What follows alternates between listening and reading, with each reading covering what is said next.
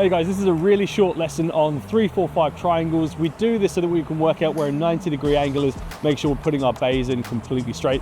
Let's have a quick measure and I'll show you how we do these. So we'll pick a datum point. For this one, we're going to pick the back line that we've got right here. So we've just put a straight line in, and what we're looking for is to create that 90-degree angle from here. So what we're going to do, we're going to measure from one end. So if you jump to the side, actually, make sure we've got a 3-meter mark all the way across. So we've got 3 meters running to the side. What we're going to do is then walk up this side, and we're going to go for 4 meters along here.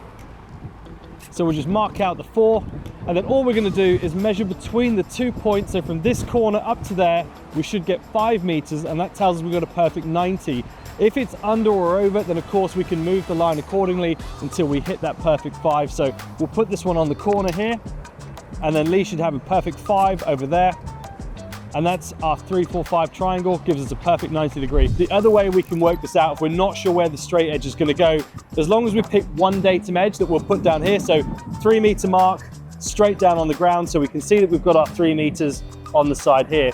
Now to find the next one, what we're actually going to do is create an arc from this point. So to do this, Lee's going to move his end over to here, and then we'll draw an arc up this side. So starting from here, I'm going to come out to 4 meters now.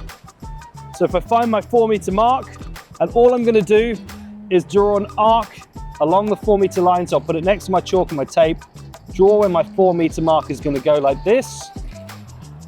So you'll see I've got a slight arc on the floor.